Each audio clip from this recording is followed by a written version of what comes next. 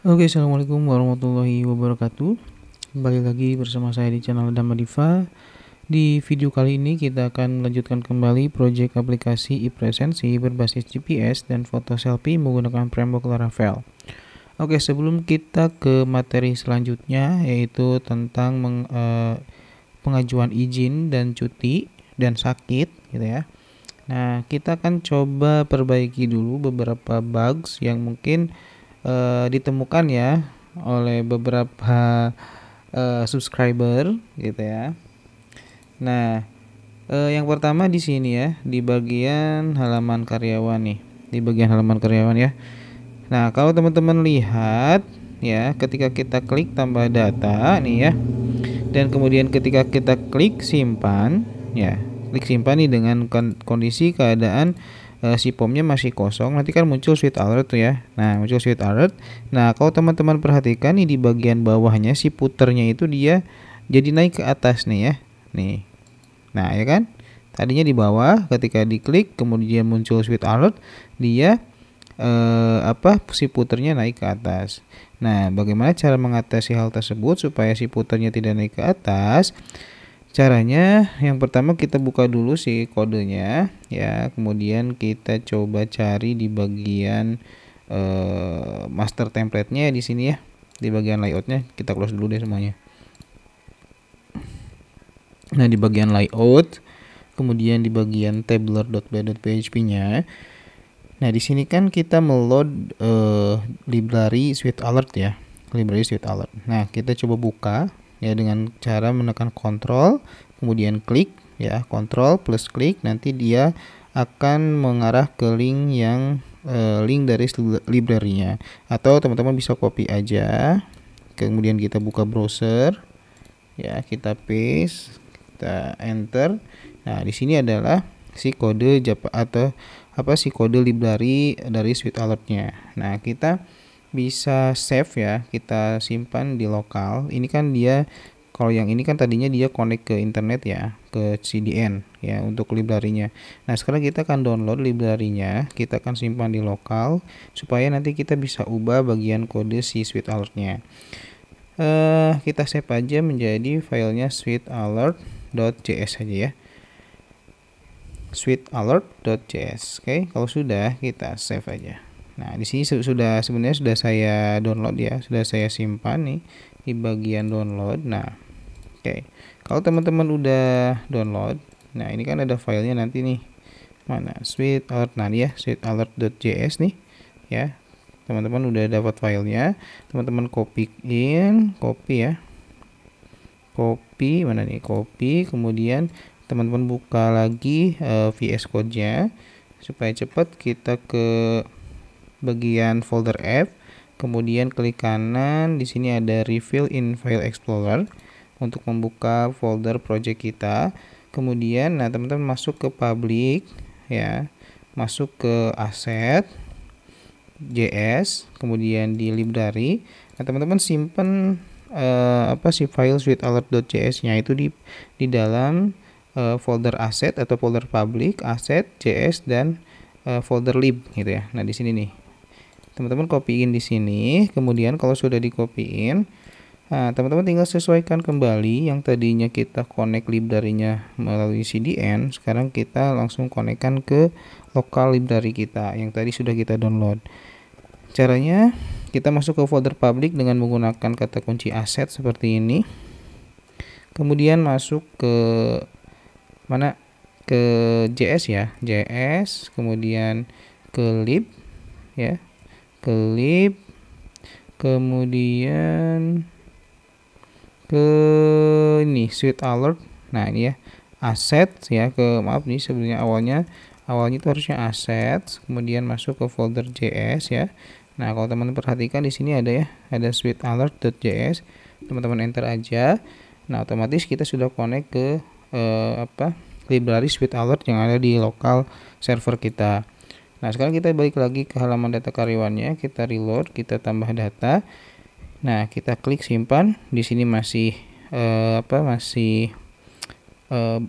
posisi footernya masih berubah, masih naik ke atas. Kita coba inspect elemen, Kemudian kita coba klik simpan, kita lihat dari bagian si kode HTML ini bagian mana yang berubah gitu ya. Kita coba klik simpan. Nah, kalau teman-teman perhatikan ya, kita oke nih. Nah, di sini ada ya bagian yang bertambah dan berkurang ya si kelas CSS-nya nih. Kalau kita klik simpan, nah di sini akan nambah kan di bagian bodinya dia menambahkan sebuah kelas yaitu model open, swal2 show dan swal high auto. Nah, yang berpengaruh ke dalam si footer ini yaitu adalah si swal high auto, swal2 high auto nih. Kalau kita misalnya mati ini kan ini ada nih di bagian sebelah kanannya juga bagian stylenya ya, si kode stylenya. Kalau kita mati ini di bagian high auto, yang ini yang kelas swal2 high auto, di sini kan ada properti high yang mana si value-nya itu auto. Nah, kalau kita nonaktifkan, nah maka si posisi footernya tetap di bawah. Maka dari itu kita akan hapus si bagian si swal2 high autonya ya, dengan cara bagaimana kita buka si file sweetalert.js yang ada di dalam lokal server kita. Nah, seperti ini. Kemudian kita cari yang namanya sweet alert ya. Sweet alert, kita copy aja tadi nama kelasnya ya. Kita copy nama kelas yang di sini swal2 high autonya, kita copy. Kemudian kita find di file sweetalert.js-nya. Nah, di sini ketemu ya swal2 high auto. Ini kita tinggal hapus aja lah ya. Kita tinggal hapus aja bagian swal2 high autonya sampai di sini nih. Ya, sampai bagian important ini. Kita hapus ya kelas. Nah, yang bodinya juga maaf. Kita coba ulangin lagi. Oke, di sini udah ini ya. Nah, dari sini nih, dari body.swal2 high auto, nah sampai ke important ini. Kita hapus ya. Oke, kalau sudah kita save, kita coba lagi apakah akan normal atau masih tetap berubah. Kita coba refresh, kita coba klik tambah data, kita klik simpan. Nah, si footernya sekarang sudah tidak berubah posisinya. Oke. Kemudian bugs yang kedua adalah ketika kita misalnya ini kan kalau kita lihat di database-nya maksimal karakter dari nick itu adalah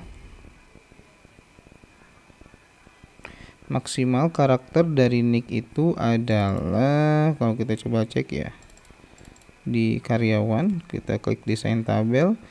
Nah, maksimal karakter nick itu adalah 5 gitu ya.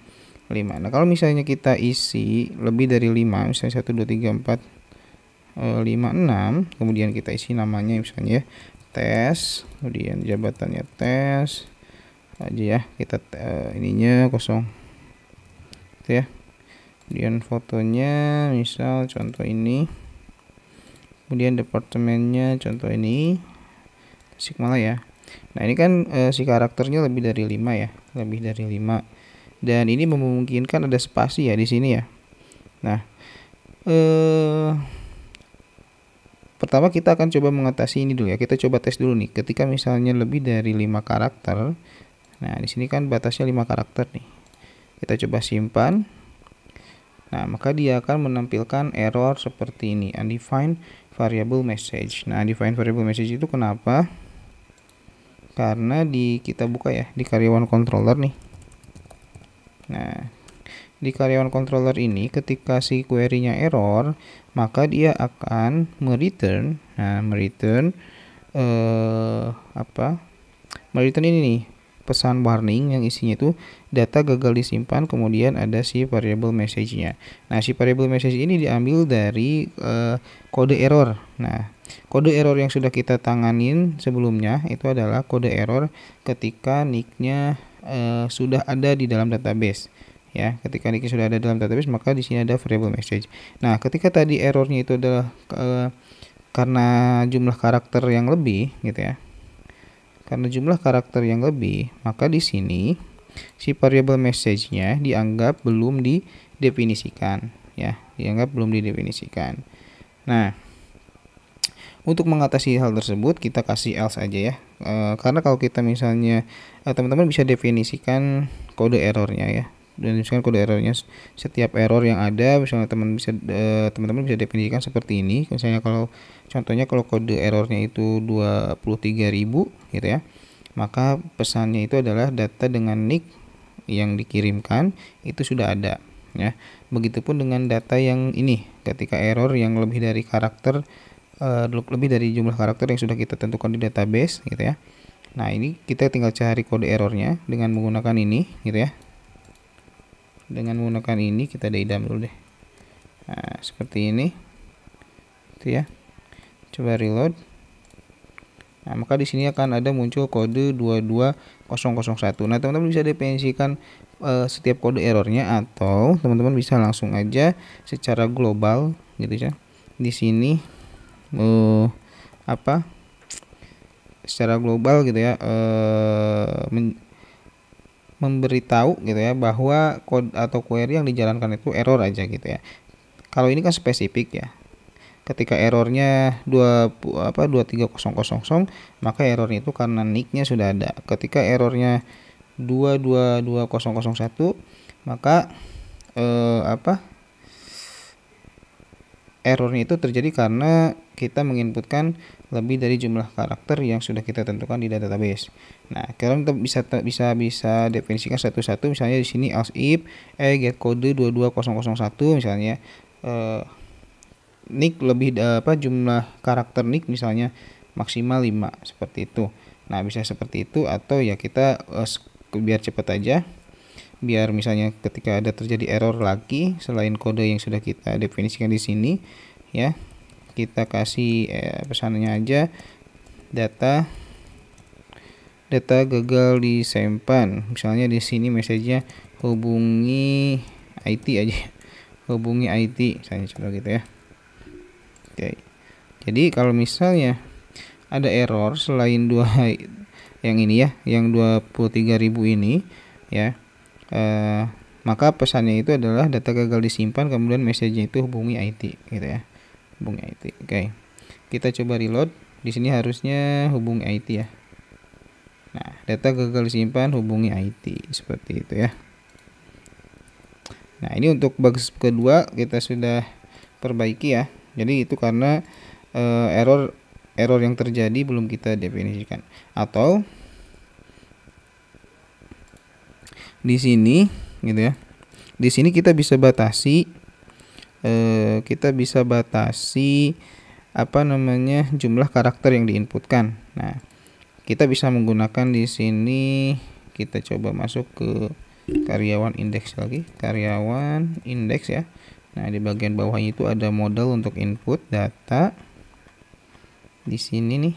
Nah, ini kalau nggak salah itu kita bisa kasih atribut max. Nah, max misalnya 5 karakter ya, max maksimal 5 karakter. Kemudian nah di sini ini, nah ini error juga ya, belum bisa ya, kayaknya nggak bisa pakai max. Coba max char bisa ya, kalau nggak salah max deh di sini ya, max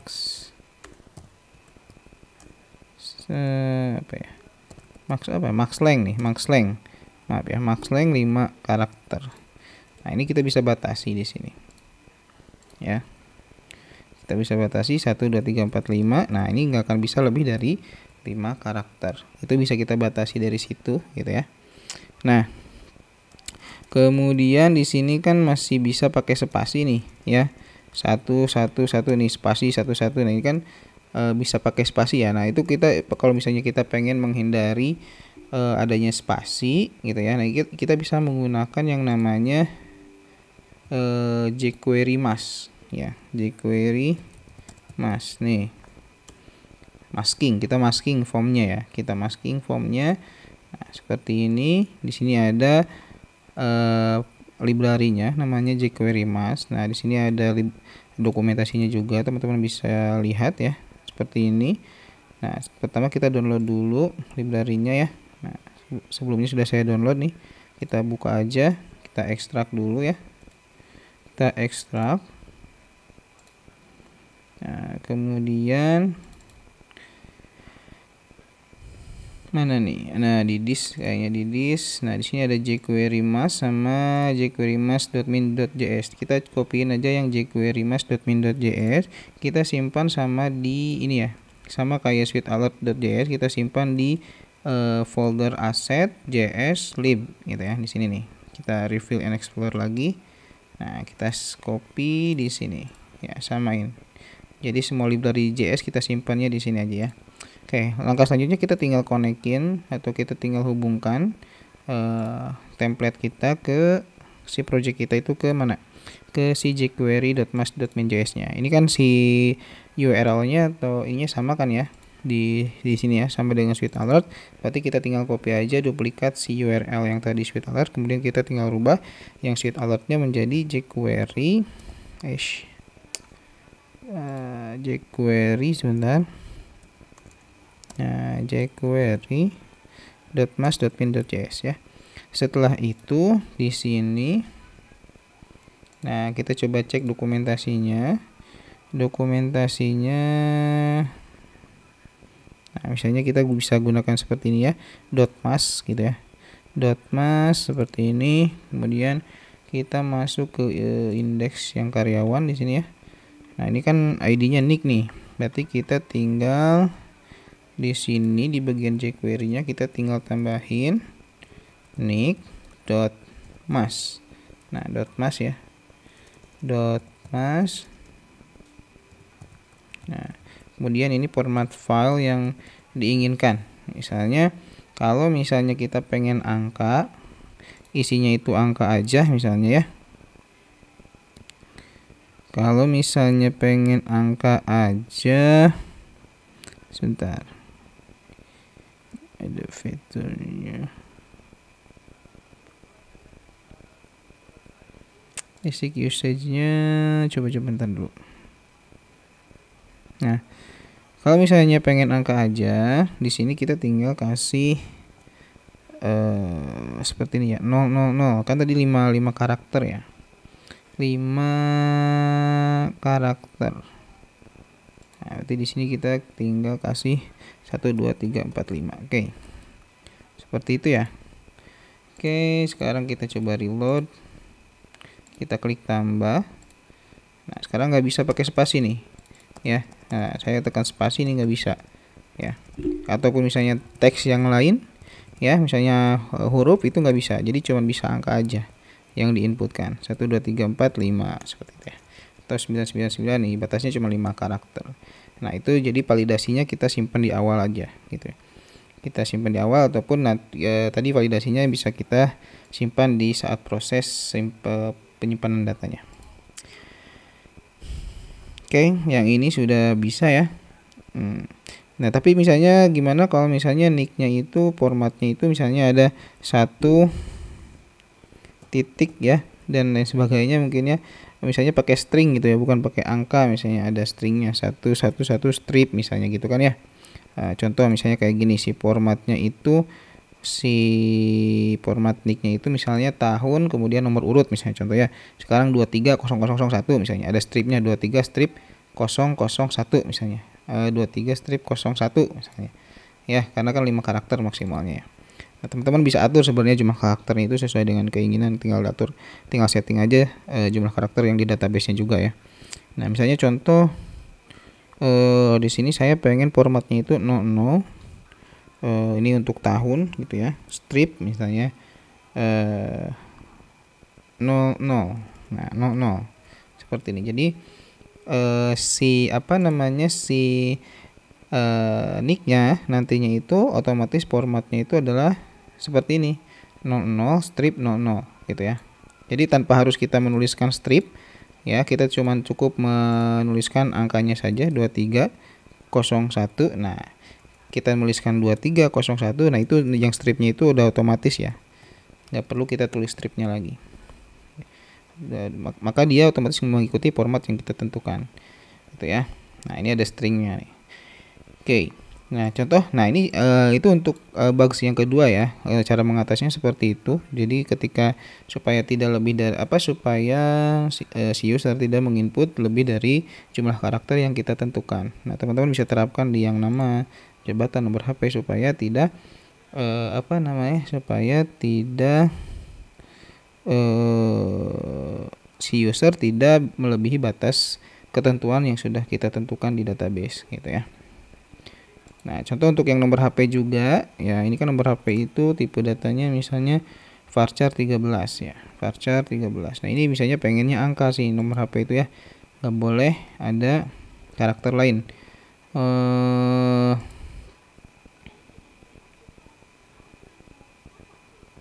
Nah, di sini kita tinggal bikin aja ini nomor HP itu kan ID-nya ini ya, nomor HP ya. Ini nomor HP ya. Nomor HP.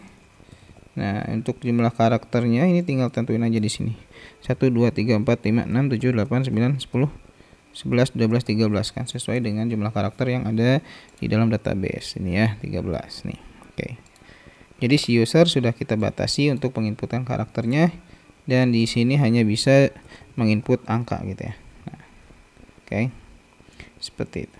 Nah, itu ya untuk mengatasi bugs yang kedua. Kemudian ada satu lagi, kalau misalnya kita di sini nicknya kita inputkan string ya. Bentar. Kita coba tadi udah saya coba. Oke. Nah, kalau misalnya nicknya tadi kita inputkan string seperti ini 2301 misalnya. Nama lengkap misalnya siapa ya? Nama lengkap misalnya Atep misalnya, Atep. Jabatan misalnya secret apa ya?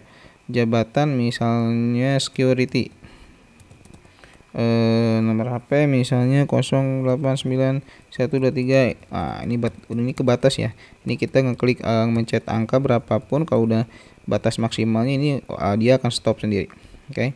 Kalau sudah, kita misalnya coba untuk fotonya kita gunakan yang ini misalnya ya. Oke, kemudian departemennya misalnya HRD, cabangnya misalnya Tasikmalaya. Oke. Nah, ini kan dia string, ada stringnya ya, ada stripnya nih. Kita simpan, dia tersimpan gitu ya. Dia tersimpan cuman, nah nggak ada kan, ada nih. Dia yang tampil adalah cuman 23-nya aja ya. Yang strip 01-nya dia nggak ada ya, nggak kedetek. Padahal di sini kan kita tipe datanya itu karyawan. Nah, tipe datanya itu kan dia karakter ya. Harusnya dia bisa bisa tampil ya. Dan di sini juga sebenarnya di dalam database-nya yang tersimpan itu adalah 2301. Nah, dan ini juga ketika login dia nggak akan bisa nih. Contoh kita login ya, kita masuk ke halaman usernya. Nah, misalnya kita login, tadi kan username-nya itu 2301 dan default-nya itu kan 12345 ya. 2301 12345. Ini bisa login ya. Bisa login, masih bisa login gitu ya. Tapi dia tetap bisa login, cuman di sini yang munculnya itu dia angkanya 23 aja. Ya, 23 aja. Yang strip 01-nya agak muncul. Nah, untuk mengatasi hal tersebut, nah teman-teman masuklah ke modelnya ya. Masuk ke model karyawan di sini ya. Ada model karyawan nih, mana? Model di sini ada karyawan. Nah, di bagian di sini kita tambahin protected variable increment sama dengan false gitu ya. Protected variable increment false. Kita coba reload. Nah, salah ya. Masih belum, ternyata kita coba cek lagi. False. Mungkin increment protected increment false ini ya. Kita coba dulu, reload. Masih belum. Apa ya, protected sebentar.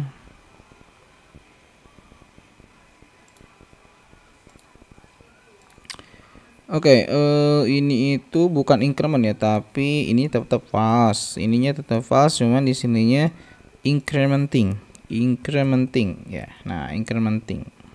Oke, kalau sudah kita coba reload. Oke, sini error ya. Incrementing false, protected incrementing. Sebentar, ini error, masih error ya. Oke. Ininya bukan protected tapi public. Nah, public incrementing false. Oke, kita coba reload. Oke, nah di sini udah ya. Nah, sekarang di sini udah 2301. Kenapa tadi nggak bisa? Itu karena si Laravel itu mendeteksi untuk setiap primary key itu dia bertipe integer, sehingga bisa diincrement gitu ya, bisa diincrement. Increment itu apa ya? Bisa ditambah satu terus gitu ya. Jadi kan karena dia integer gitu ya, jadi si primary key-nya itu dianggap bisa diincrement gitu ya, bisa diincrement. Nah, untuk menonaktifkan hal tersebut gitu ya, kita masuk ke modelnya, ke model karyawannya, kemudian di sini kita nonaktifkan si incrementing-nya ya, dengan cara menuliskan kode public incrementing false gitu ya. Nah, maka di sini kita sudah bisa menggunakan string di sini ya, bisa menggunakan string. Oke. Itu ya untuk bugs ketiga. Nah, selanjutnya itu ada di sini. Bugsnya itu ada di konfigurasi jam kerja ya, konfigurasi jam kerja. Nah, di sini itu sama ya.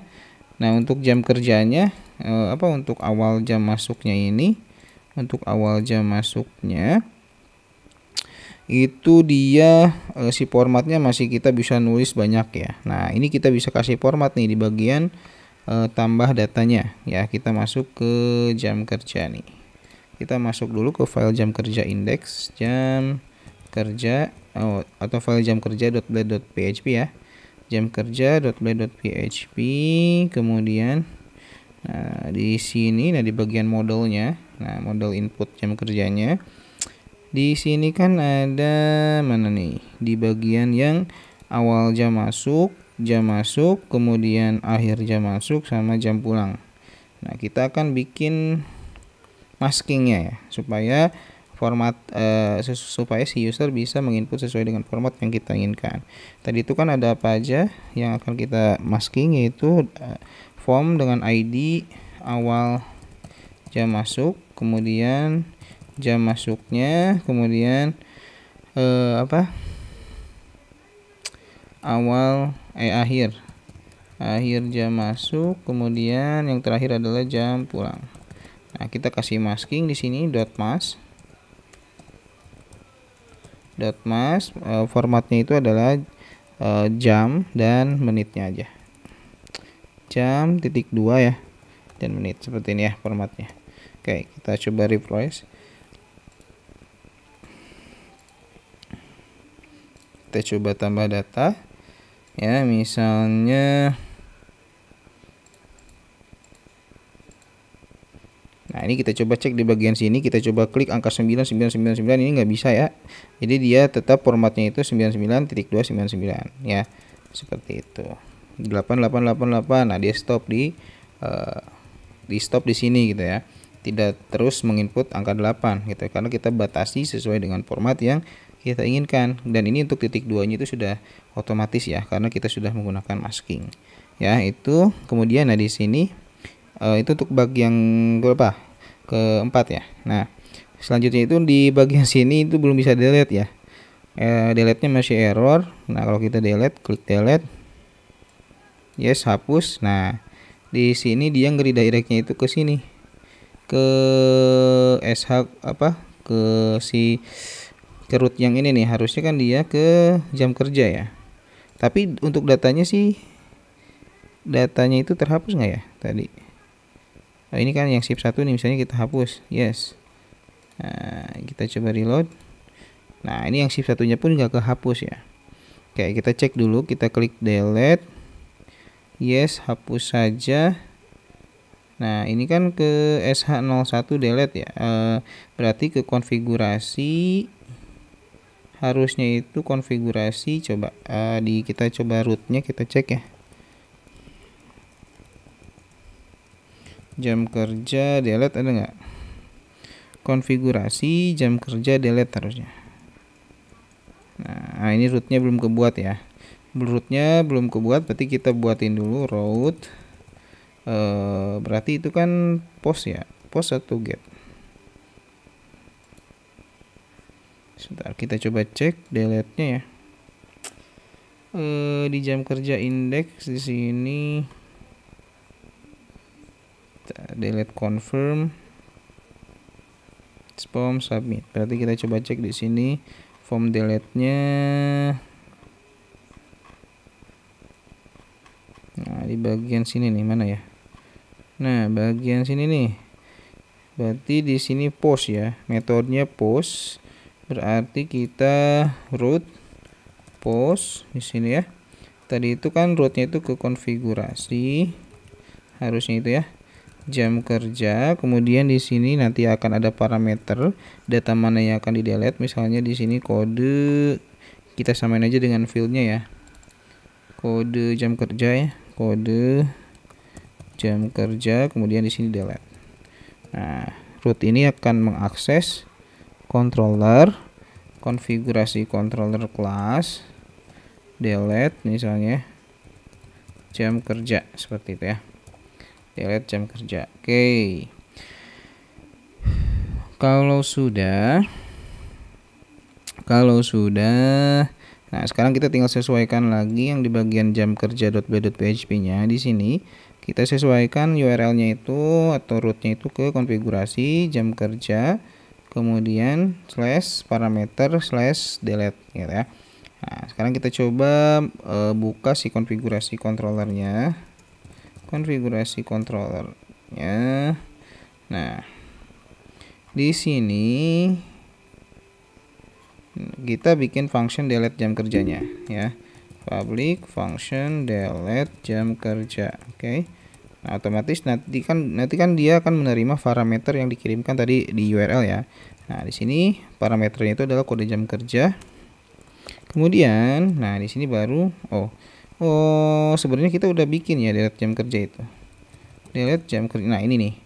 Delete jam kerjanya sebenarnya udah kita bikin ya. Udah kita bikin, cuman rootnya yang masih salah gitu ya. Nah, sekarang kita tinggal coba aja. Ya, kita tinggal coba aja. Kita coba ulangi lagi. Kita coba delete, kita coba ya hapus saja. Oke, data berhasil dihapus. Oke ya. Nah, itu mungkin beberapa bugs yang ditemukan.